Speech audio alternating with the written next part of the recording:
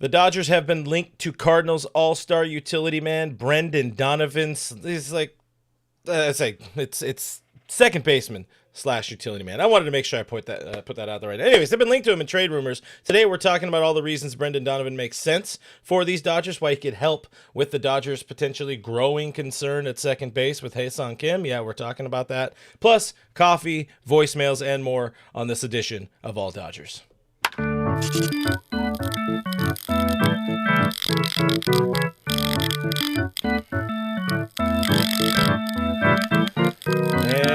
Coming at you live from my home studio in beautiful La Puente, California. This is the All Dodgers podcast. I almost pushed the gun button. I don't think YouTube really appreciated that. My name is Clint Pasillas. Find me as Real FRG on the social media things. The guy over there to my right is Skinner7 Kevin on the social media. If you flip it around, you can call him that as in like real person, Kevin Skinner.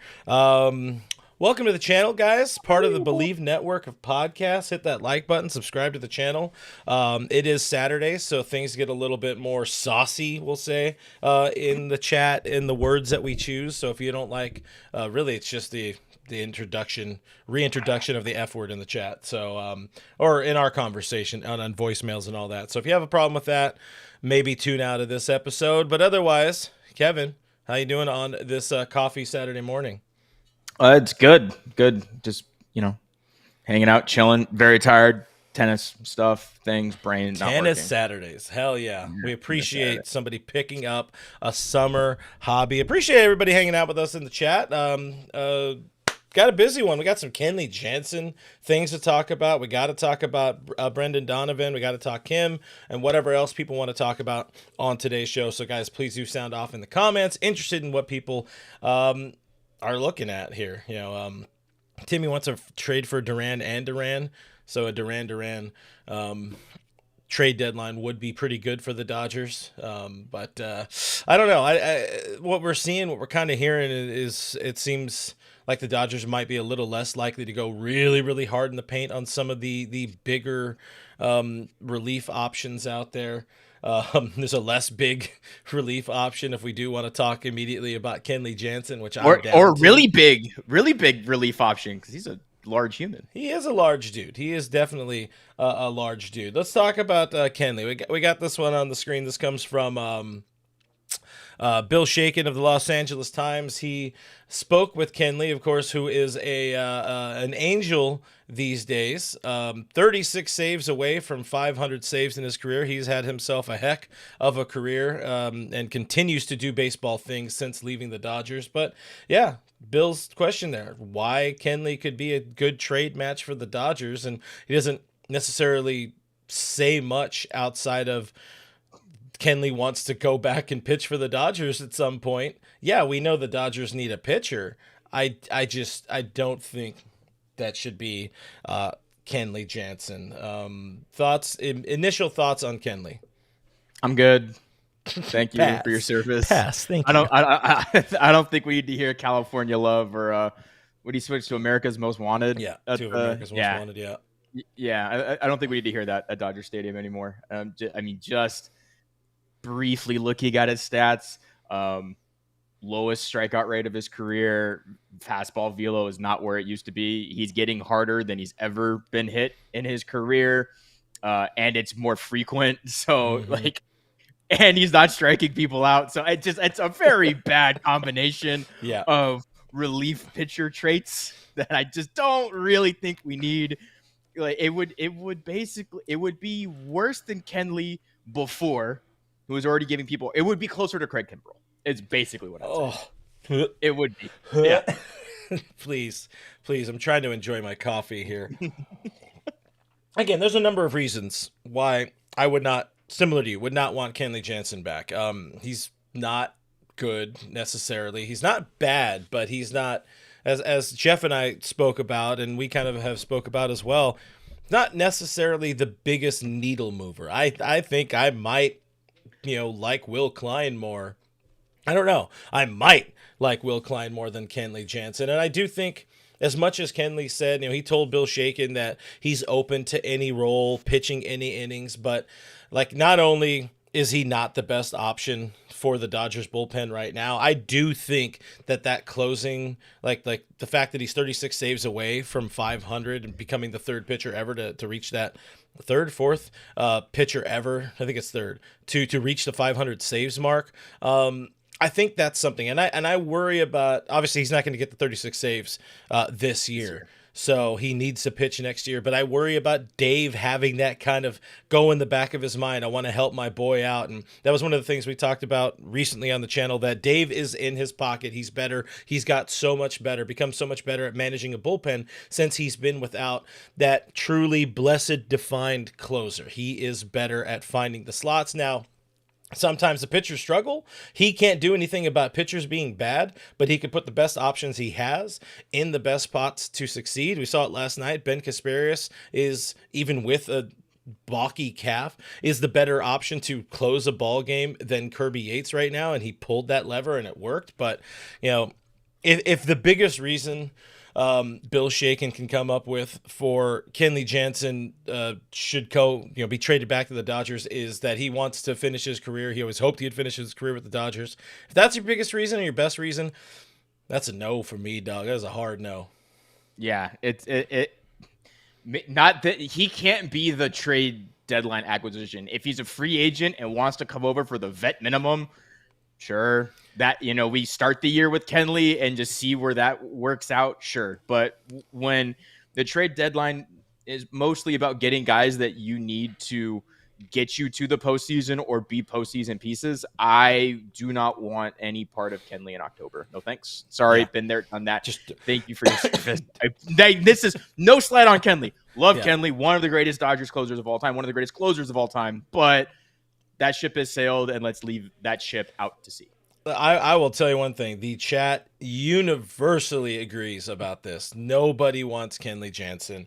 And yeah, like you said there, you can't really say it better or a different way. You can't say it a different way, but Seth Klein in the chat, Kenley is washed. We don't need more bad pitching. Even if he can still technically get the job done, there are better options. I would rather see what Dustin May could offer in the bullpen or Emmett Sheehan rather than Kenley Jansen in that spot. So to Bill Shaken, I know the guy. We've had him on Dodgers territory and all that kind of stuff. Great writer. I understand why he would entertain a column like that, probably because he needs to meet some sort of trade deadline quota. But no. We got a super chat from Richie Flores, $4.99 super chat. Thank you very much, Richard. Kenley, really? What? A Spice Girls reunion didn't want anything to do with this. Oh God, we need a healthy, tough FU closer. We need somebody that's got that dog in him or something like that. I agree. Let's go through the chat a little bit. Let me know some things that you're seeing that you're liking, and then we'll talk about Bet Online, and then we're going to talk about the bad stuff, which is the other bad stuff, which is Hyeseong Kim, before we talk about Brendan Donovan potentially being a Dodger.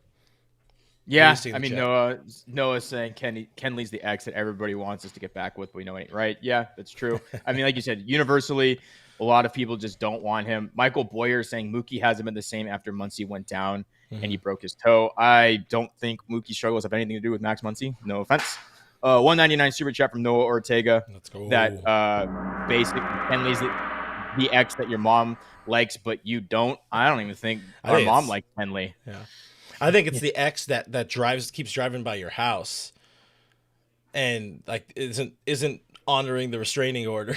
Like, not even that. It wasn't necessarily a bad breakup. It was one of those ones like, oh, babe, I'm going to college. Like, I think we should see other people for a while. And then it's like, no, I want to be here. I'm sorry, I'm leaving. I don't know. I'm jumping the shark with this one while I'm trying to tweet about the Kenley Jansen conversation. So find a couple more and then I'll be back. There's a lot of Mookie comments now. Yeah, of course. Move Mookie back to right. Mookie needs to be moved off shortstop. Move Mookie to the 9th spot. I don't know why Mookie Betts needs to be batting 9th, but sure, that's not helping anybody. It's not a guy you move down. I think that's a conversation for the offseason. If he again, this is the same guy that did exactly what he did in the postseason with a 900 OPS. He hasn't changed. if they want Mookie for right field, Mookie, I like that one. Yeah, that's pretty funny. But if that's a conversation, if he continues to struggle into the postseason, he's a reason why the Dodgers don't make a run because of his struggles, then yeah, you have a conversation with them. Like, hey, it might be best for the team if we try out maybe you batting 5th or 6th, maybe not. And you can focus on defense, get a little bit of weight off your back, and just focus on being an on-base guy.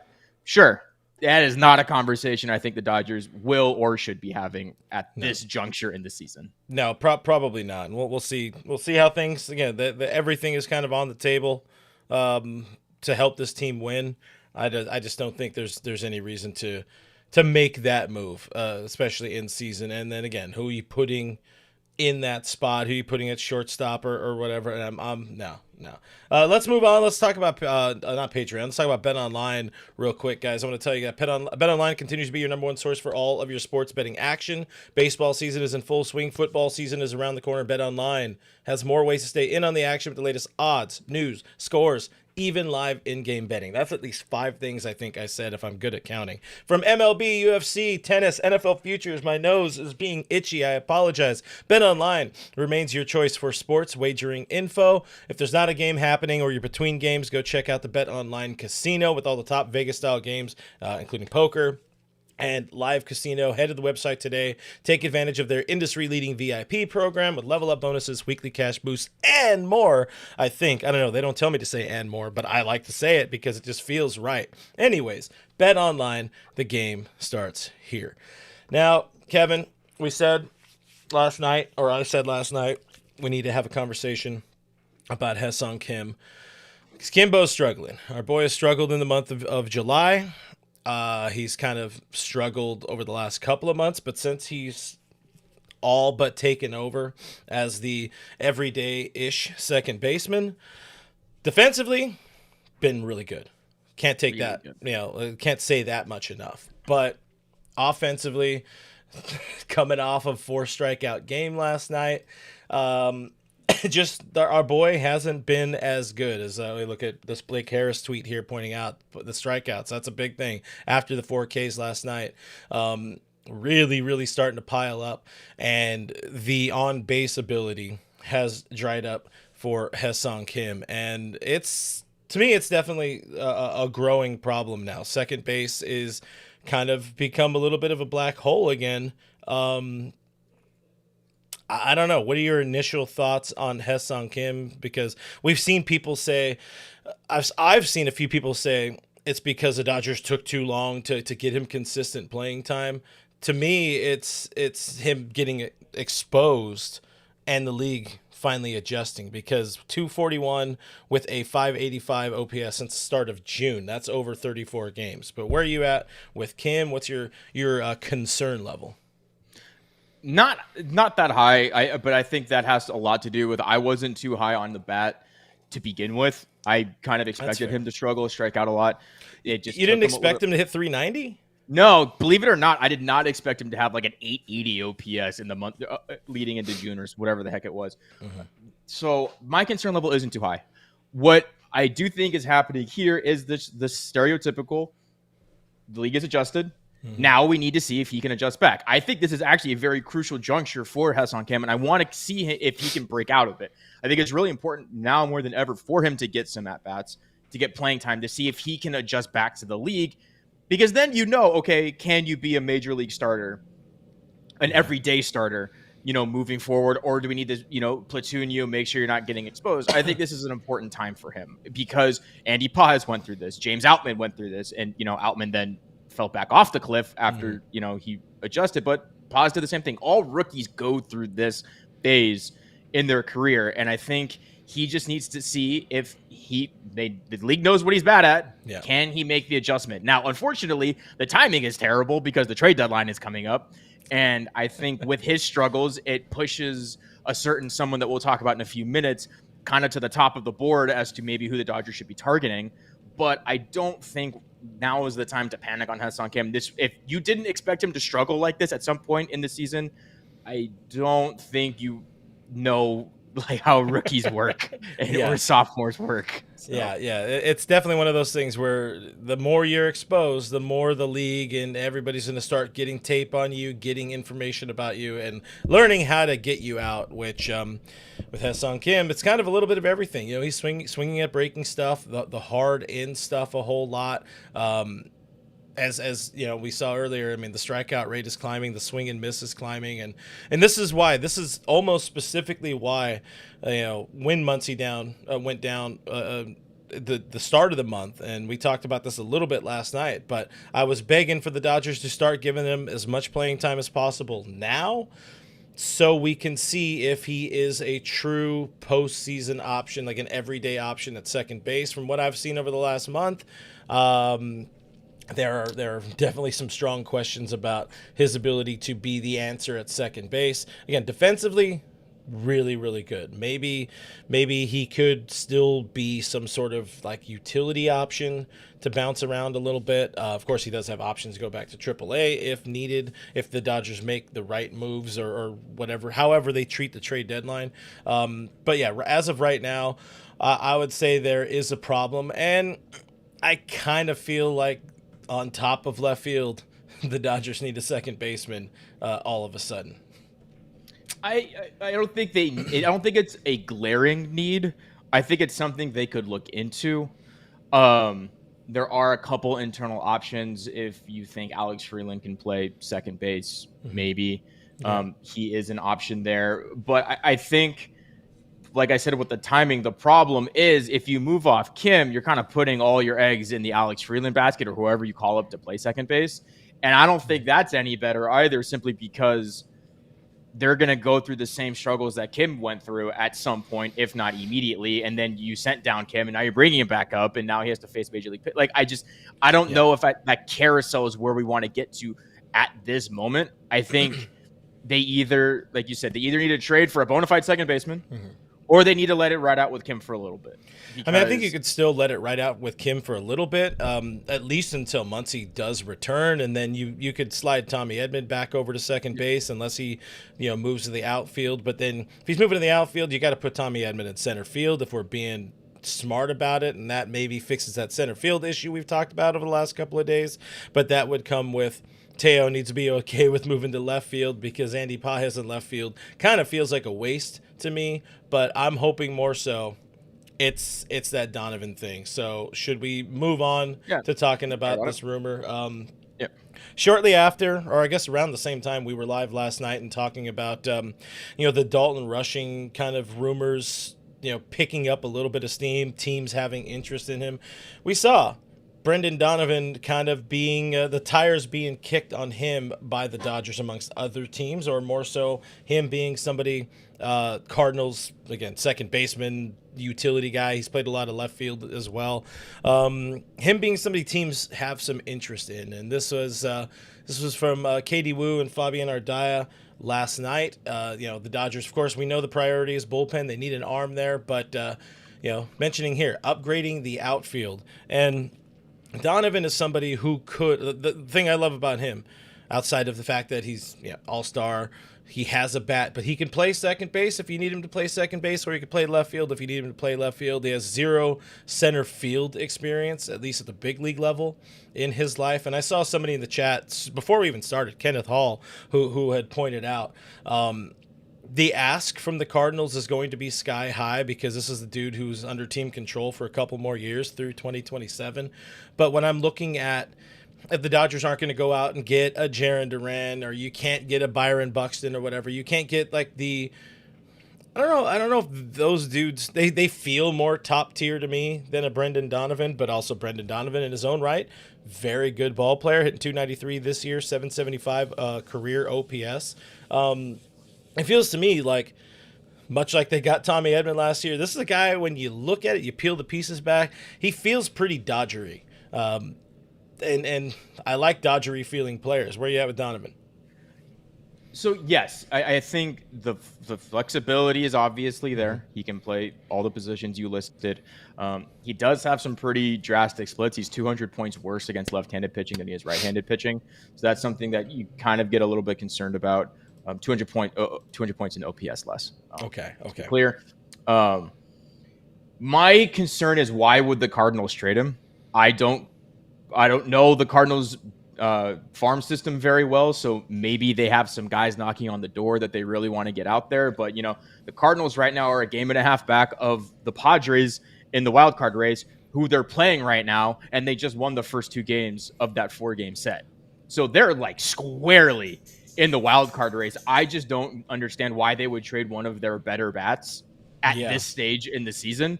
So, yes, I think that would drive the price up, because the Cardinals can stare directly back at the Dodgers and go, if you want him, you're going to have to overpay, because we're in the playoff hunt right now. So that's where I get kind of lost on the Brendan Donovan at all. But like we mentioned with Hyeseong Kim's troubles, Brendan Donovan becomes a lot more intriguing because he plays second base. So if you need to eventually just end up platooning Hyeseong Kim or just getting him off his feet more often, Brendan Donovan can slide to second base.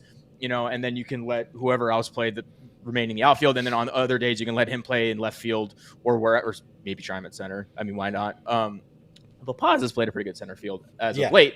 So that flexibility is nice. I just truly don't understand why the Cardinals would let him go. Yeah, I understand that. And that's one of the things, one of the threads I've had across this entire month is that it's difficult to really plot out this trade deadline, because so many teams are in the wild card picture, and the Cardinals, obviously, like you said, beating the Padres, that very much helps their playoff chances. That said, you go back to a couple of days ago, it seemed more like they were trending towards selling, because they had a pretty rough streak. I think the Cardinals had gone they're 4-6 over their last 10, so it hasn't been the hottest stretch going up into the deadline here. And if you have some pieces that you can trade, that it's going to make you better and cheaper. Donovan's going to start commanding a little bit more money. I think he's getting paid under $3 million this year, but all-star campaign, that money is going to increase in arbitration this coming winter. But he's an option, and I think the Dodgers have pieces that could overwhelm the Cardinals. And hey, if it takes, let's say, well, I don't even know. Like if you're doing Donovan, I would need to see them throw in Ryan Helsley. Like I would need to see the Dodgers also get Ryan Helsley, and then it becomes a very expensive deal. And if you're doing expensive deals, I'd rather see that one we talked about last night with Ferris, which is not a real deal on the table, but with Ferris, Freeland, and whoever else for Kwan and Clase from Cleveland. But still, it's interesting to see this, because stripping it down again, like I said, this is a dude who feels like a Dodger, can play some left, can play some second, gives this team more options, especially after Muncy returns. And the Helsley factor, I absolutely love if you're trying to include a Ryan Helsley, who this week, I think just a couple days ago, was kind of told reporters that he's getting the feeling that he's more than likely getting traded. I think he said 90% chance of getting traded at this deadline. I'm sure over the next week, as this wild card thing kind of figures itself out a little bit more, at least, we're going to know whether or not the Cardinals are buyers and sellers. Obviously, that's a duh. That's the most obvious statement. Something still could happen, but if they're in the wild card hunt, I feel like it's hard to sell to your fan base. Hey, yeah, we're going to trade away like 2 All-Stars and look to 2026. That feels like a really, really hard sell. Yeah, I saw was it Michael Carrillo was talking about playoff odds and things like that. In the Cardinals, of course, in the surprisingly competitive NL Central, are 4th. They have a 16% chance or something like that to make the playoffs per Baseball Reference. I don't think teams look at that. I think they look more at their positioning as a team and what they're confident in. And again, like you said, I don't know how you can sell to your fan base right now, hey, we're squarely in the hunt. Yeah, but we're also just going to get rid of like 2 of our best players. Yeah. Dodgers would probably be bidding it that Phillies or Tigers for Helsley. Yeah, I mean, the price for Helsley is going to be high, but I don't know how high, because there are potentially a lot of closers available. So if you basic economic supply and demand, if there are a lot of closers, you can hopefully spread that out, or at least the pricing on all of them. Phil Maton was also brought up, another good relief option from the Cardinals.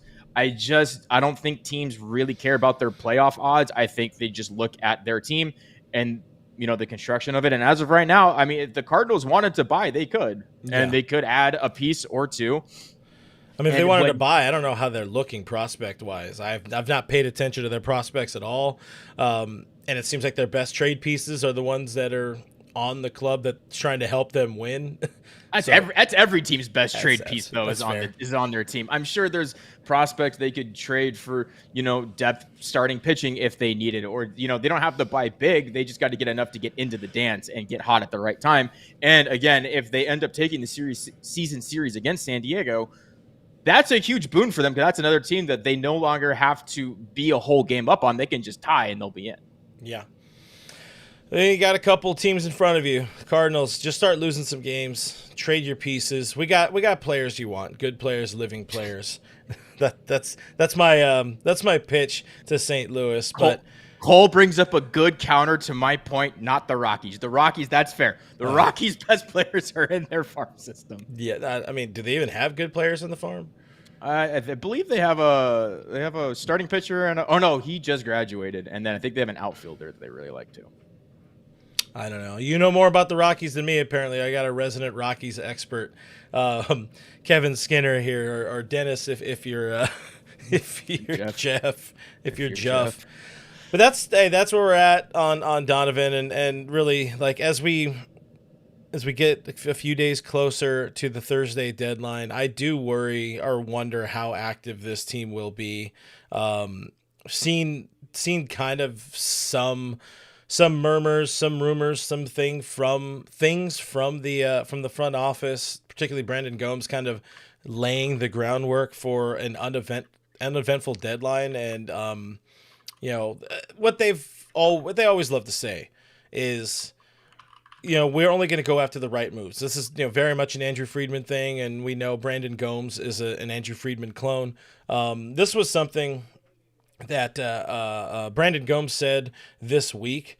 The short of it is, I like the last part of it. Like, the group they have is really talented, and would argue that it's better than the team that won the World Series last year. They're going to continue to assess what they have over the next 10 days.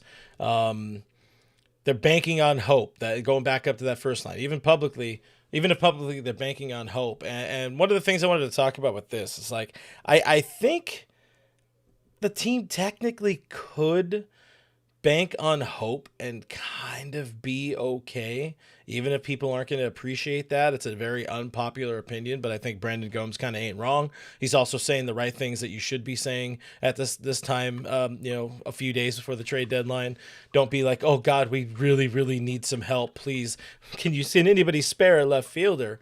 That's probably the worst spot on the team, is the outfield, left field, Michael Conforto. But we've said this kind of ad nauseum. I think there are enough pieces around to put together a pretty good bullpen entering the postseason, and this is assuming, Blake Trinan should be back in like a week to 10 days. We're supposed to be back tomorrow. Is it that soon? Yeah, that's right. He already did his back-to-backs. That's right. Yeah. So it's either today or tomorrow. Either today, tomorrow, or potentially next series at the latest. But all right, so Blake Trinan is coming back. All the reports have been he has looked nasty in his rehab assignments at AAA, of course, because he is a nasty dude and kind of an honestly sweet dude when you talk to him and get to know him. Brusdar Graterol is somebody who's throwing a baseball. He's doing baseball activities at Camelback Ranch. You really, really hope he can come back.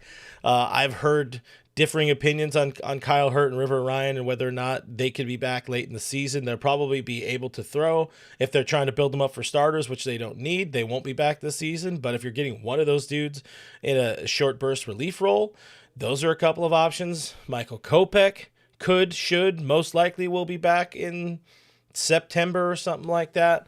Listen, you supplement the pieces they have with Emmett Sheehan in a relief role, who had a great outing last night. Dustin May, who they're probably not going to trade.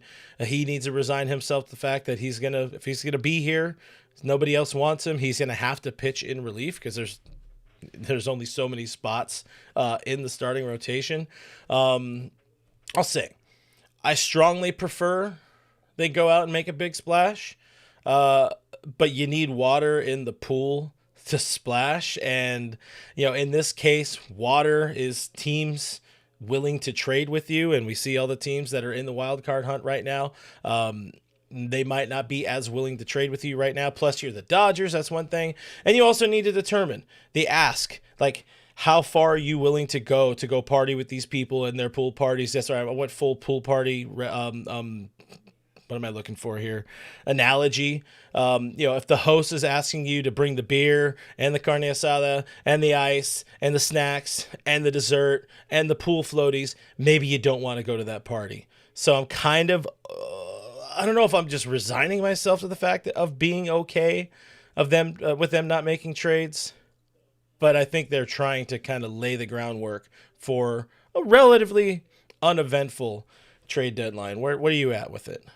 This was another thing. I would agree. I'm not somebody who believes they need to go make a splash. I think this is a team that could just improve on the margins. Mm-hmm. Whether it just be improving at defense at second base, outfield defense, anything is pretty much better than Michael Conforto. So just, improving an outfielder.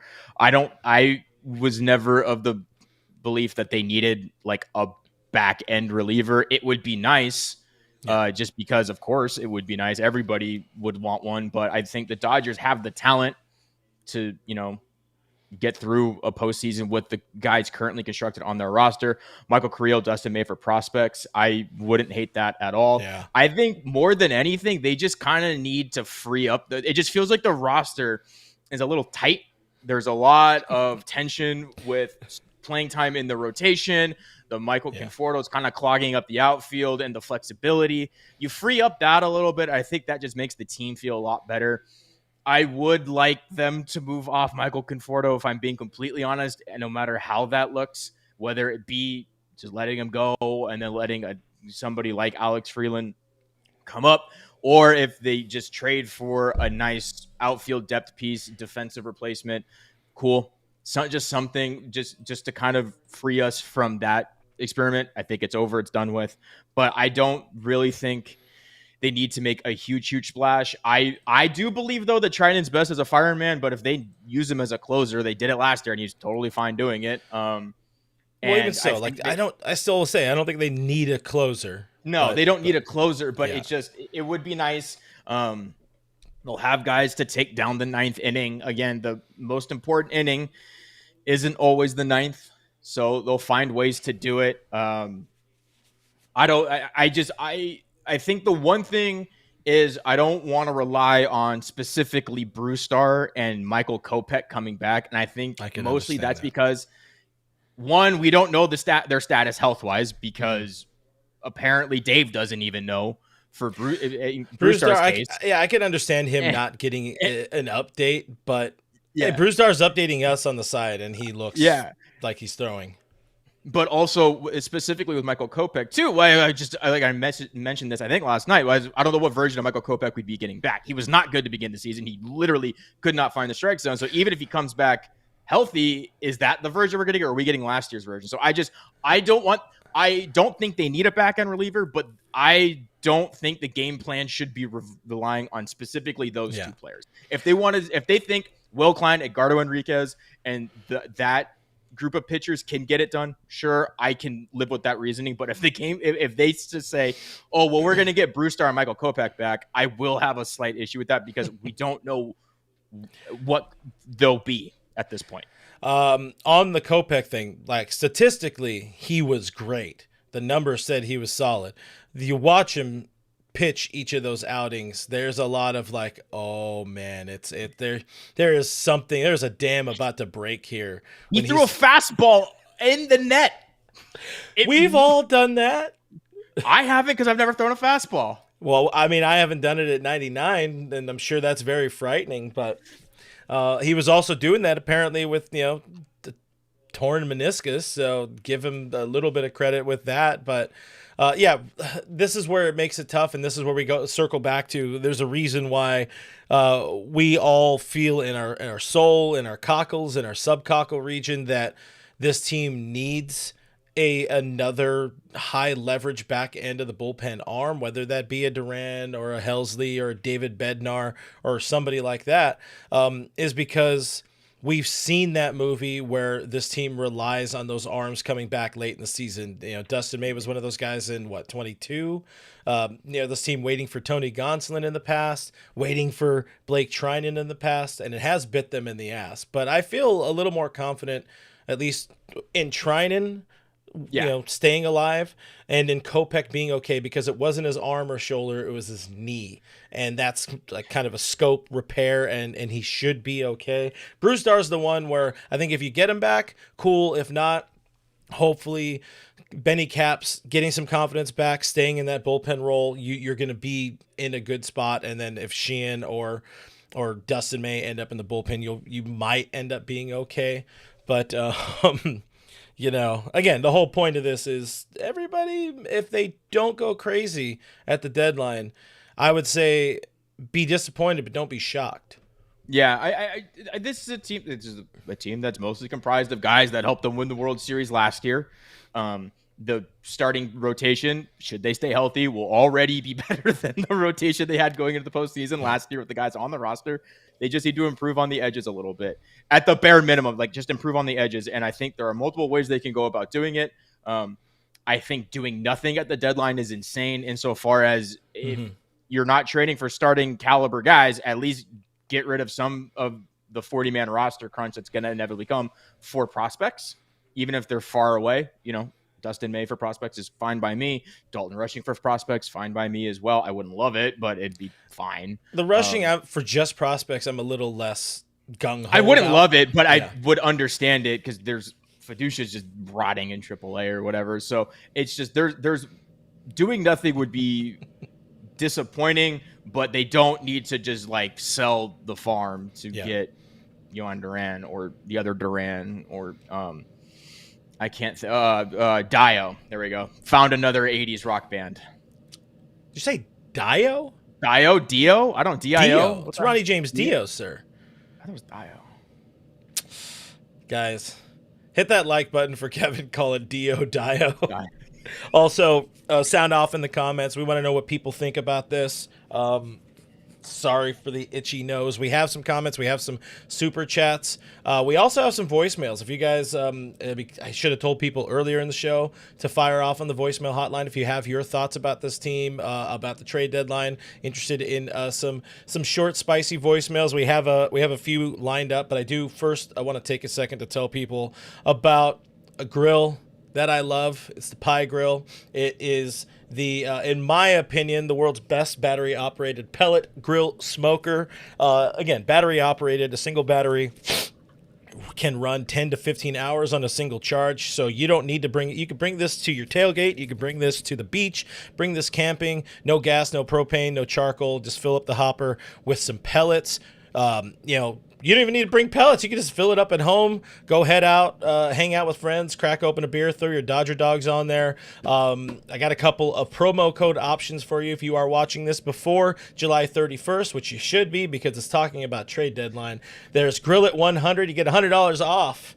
Wait, this is the wrong. I need this. I need all of these gone. There it is. Tailgate and party in style with Bad Living.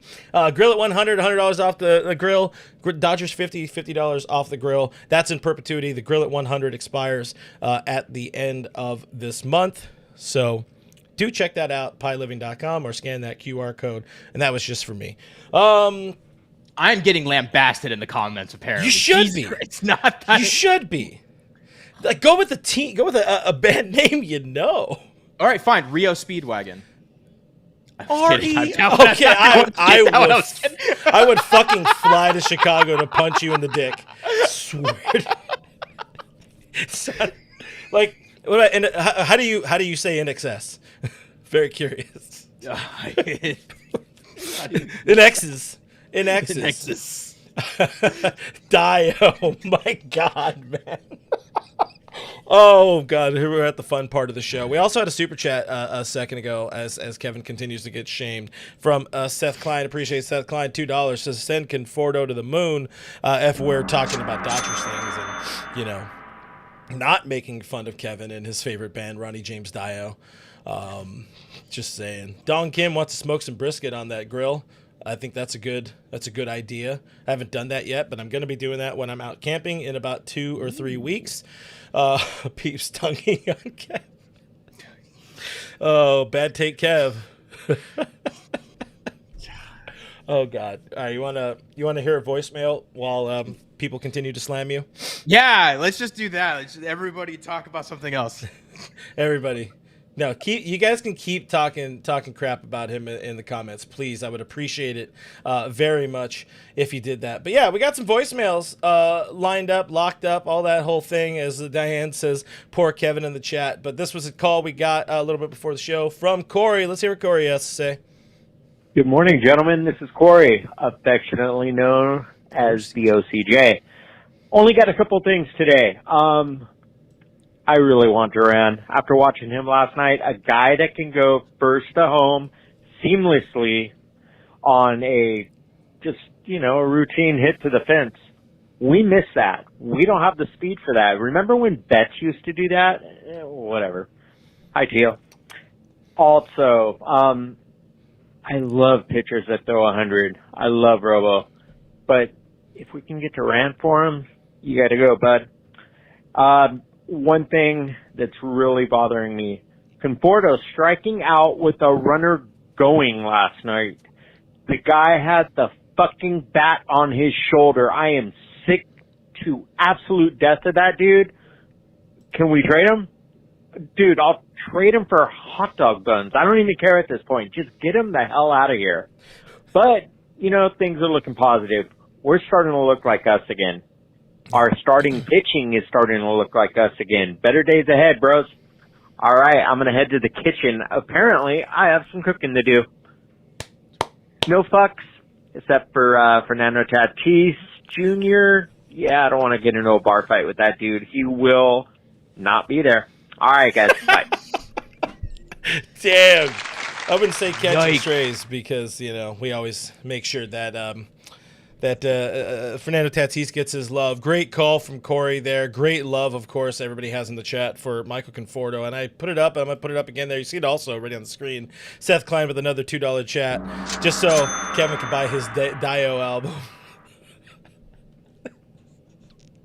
Why don't we hear from Noah? Fine, whatever. Well, cool. guys, it's now as you know. And I gotta say, guys, with the trade deadline coming up, parades over prospects. Because, let's be honest, guys, a lot of these prospects that we idolize so much are probably not even going to end up making it to the bigs. All these prospects that are ranked super high aren't even in AAA yet. AAA and AA is around the time when the opposing side actually make adjustments and find holes in player swings. That's why Yoker Taya didn't make it, because he couldn't make adjustments. So when you guys see that a prospect is ranked number 1, 2, 3, or 4, or 5, that's before they get tested. It's like someone reading instructions how to make a cake. Yeah, they're good at making a cake, but when they're actually competing against others, and how will they compete is the question. Anyway, that's all I gotta say, guys.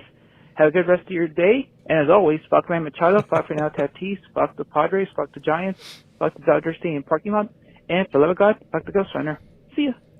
Appreciate Noah calling in. Let's take a minute to focus on the prospect side of things, because you can't guarantee every prospect is going to pan out, and I, as I get here into my old age of watching the Dodgers be very good but only have 2 World Series titles to show for it over these 15-ish years now of being good.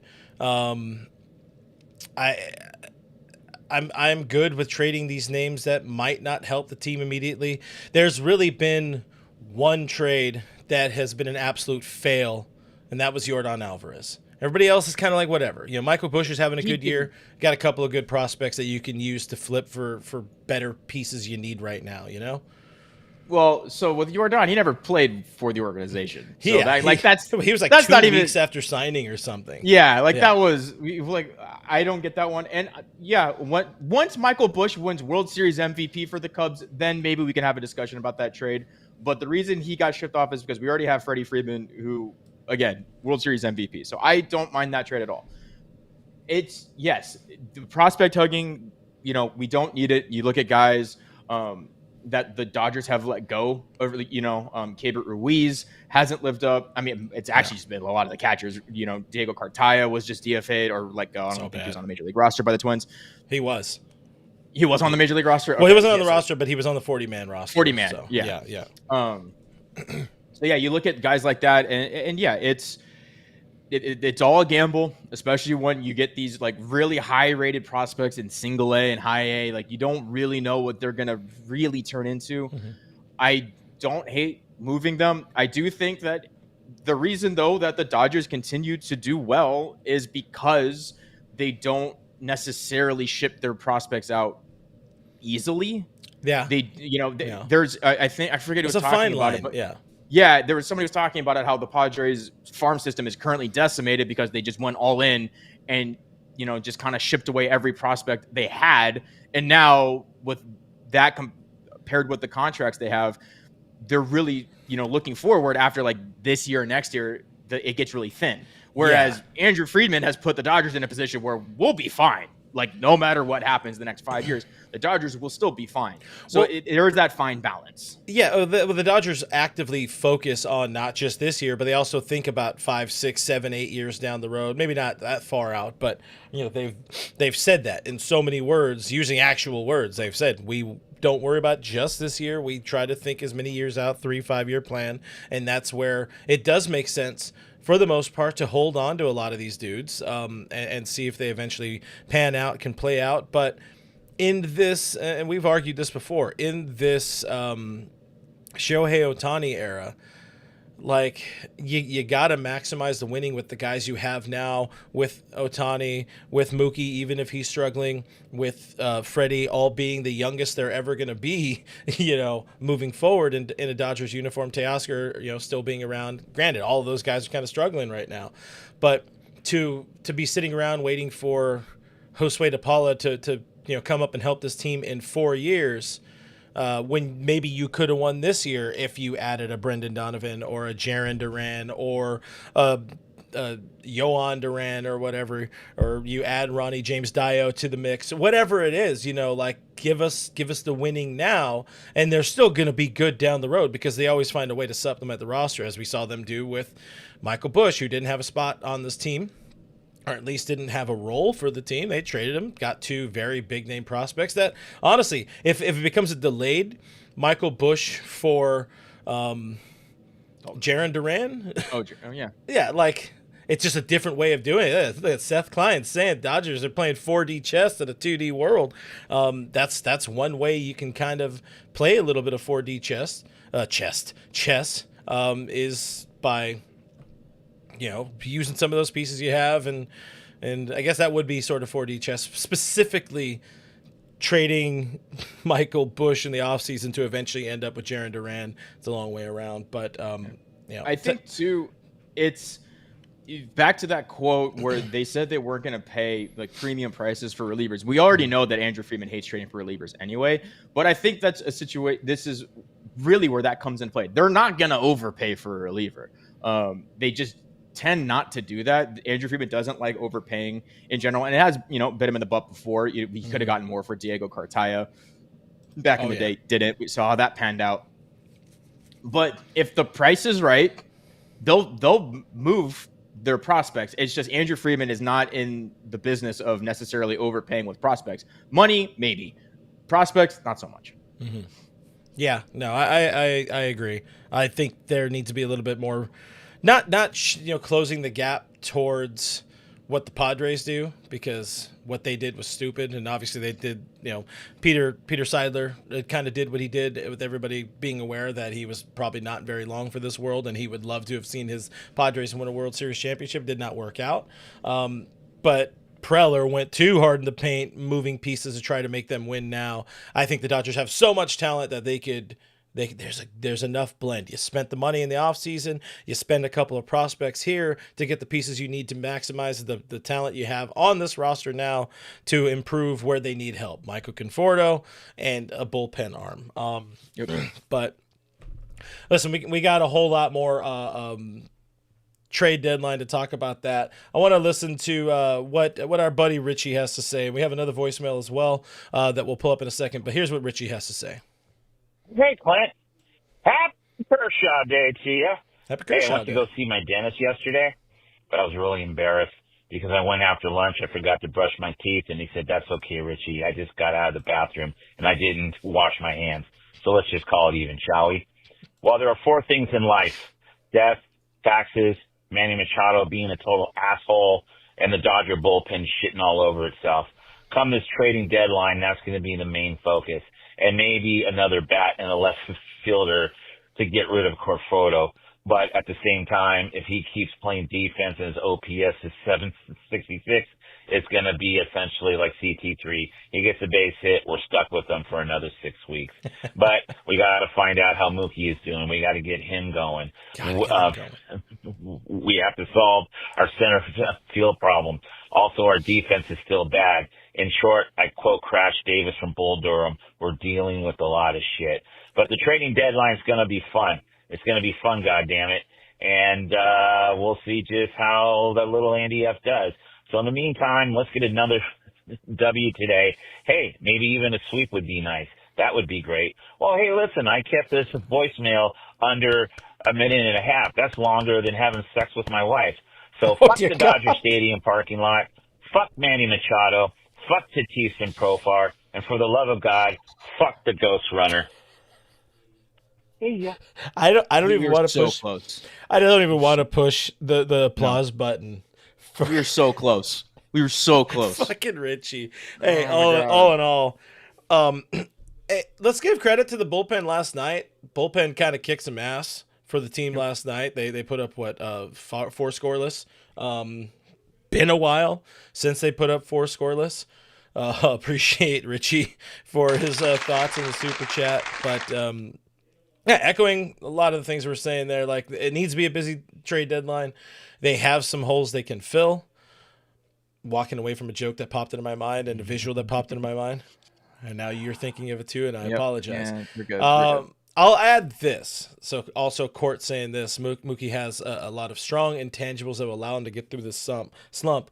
Something Alana, Rizzo, and I spoke about on Dodgers territory on Thursday. No team in baseball is going to be able to add Blake Snell at the trade deadline. No team other than the Los Angeles Dodgers. No team has the ability to add Mookie Betts after the trade deadline outside of the Los Angeles Dodgers. They just need the real Mookie Betts to step up, and hopefully, whatever's going on with his personal matter, maybe there's more than meets the eye to what's been going on with the dude, and he's had some home life woes that have been getting in the way, clouding his brain. Hopefully a visit back home to Nashville over the last couple of days has helped kind of settle his mind, settle his soul, ease his mind, ease his soul, and can get back into playing Marcus Lynn Betts levels of baseball, because my God, this team needs it. We need it, but he also needs it very bad. Yeah, and it'll be nice. I mean, Dodgers are more fun when Mookie's playing well, because Mookie's happy. He gets the team going. He's the spark plug. The offense always does better when Mookie's doing better. I don't think that's a hot take in any way, shape, or form. So I don't want the plan to be, oh yeah, we added Blake Treinen at the trade deadline. That was great. Oh, we're going to add Michael Cope. I don't want that to necessarily be the plan.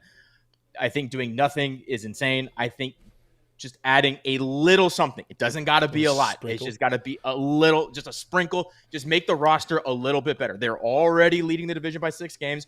They clearly don't need to do a lot, but just do something. So there was a line on, I think it was on Home Improvement way back in the day. It says, let's add a little oregano for flavoring on there. That's all you need. You just need one more bit of spice on there to make the team slightly less bland and slightly less troublesome. We got one more voicemail. I forgot who it said it was from, but let's all find out together. Hey, this is Bruce from Oregon.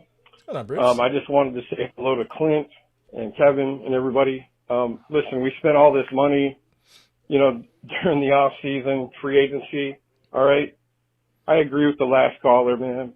Push your chips in. It's about World Series and parades. Thank you. Have a wonderful day. Go Dodgers.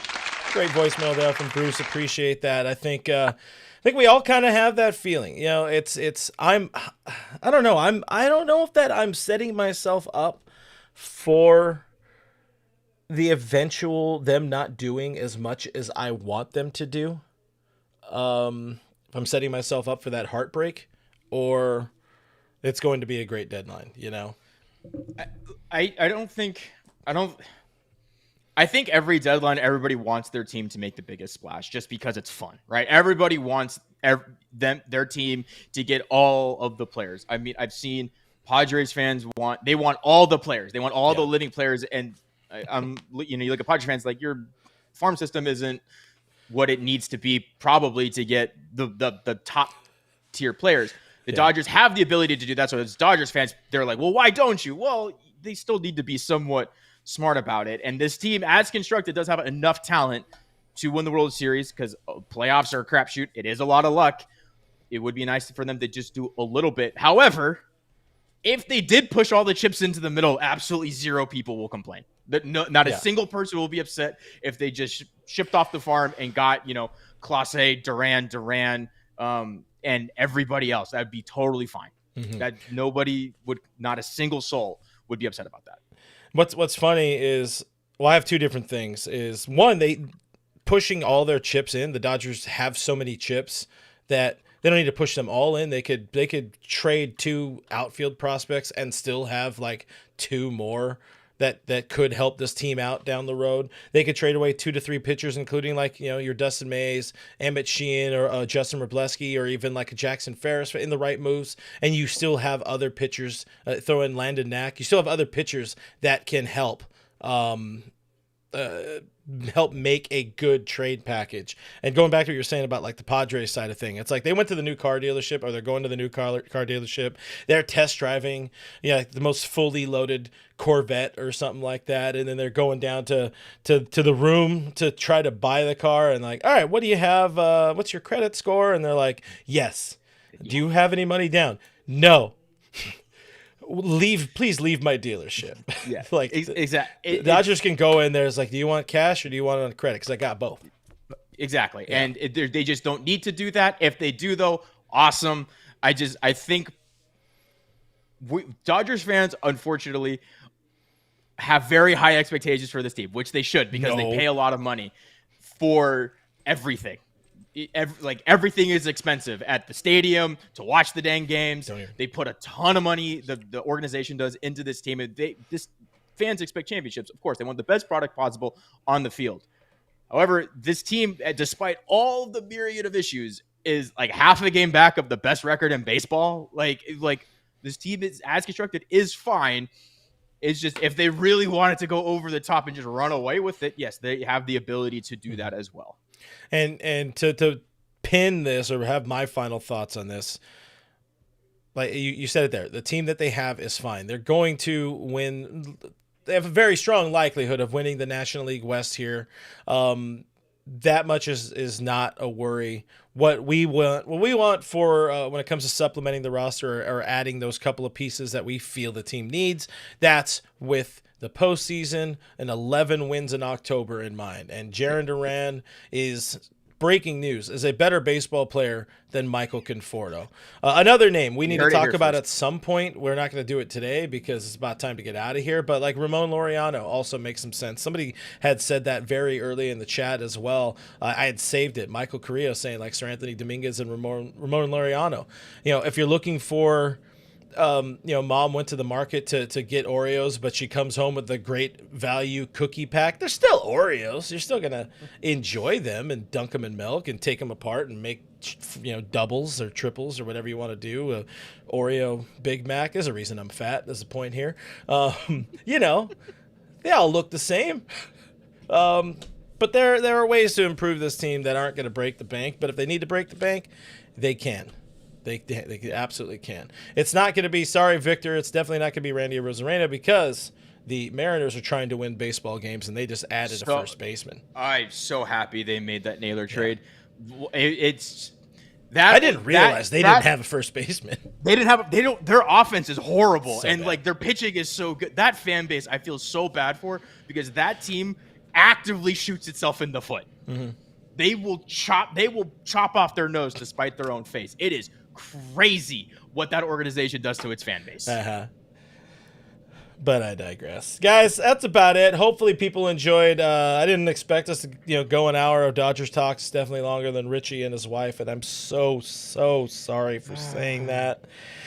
But thank you for watching. Thank you for hanging out with us here on the Spicy Saturday. Hopefully you enjoyed it. Cole doesn't understand why I'm going to take apart the Oreo when you're going to eat the whole package anyways. Listen, I'm a man of culture. I need to do different things to keep me entertained. But hopefully we kept you guys entertained. Thank you for the comments, the questions, the engagement, the super chats as well. What did you have?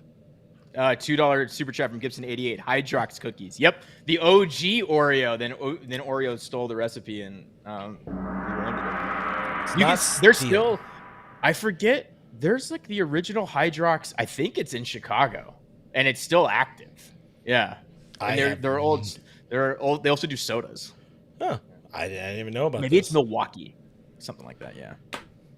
We'll find out more, and we'll have it for you guys tomorrow on Jeff's show. Jeff should be live at some point tomorrow. Maybe one or both of us might be around. Obviously, there's a lot of things going on with the trade deadline, so we're going to try to be as active as we can leading up to and through the trade deadline. We will be live on trade deadline day, probably looking 2 hours before deadline time and like half an hour or however long we need to after the trade deadline. So make sure you're subscribed to the channel, like this show, help us out, boost us in the algorithm, share with your friends, your family, your cat, whoever watches this, make as many fake accounts as you can, and then watch the show with all of them. It does help us out. If you're looking for a different way to support this show, outside of liking and subscribing, click that link under my nose there or scan that QR code. That's to our Patreon. $5 a month is our most popular tier. With that, you get access to our Discord server where we're talking about the Dodgers all the time. Just welcome somebody new to the Discord or to Patreon. I got to add them to the Discord, but I appreciate the support. And you can too by doing that whole thing by, clicking that or clicking the links in the below, whatever, in the below, as people say. I'm totally nailing this at the end, but do that and I'll be smart if you support the show. I'll learn to be smart or something like that. All Dodgers is presented by Bet Online. We appreciate you guys. We're out of here. Okay, bye.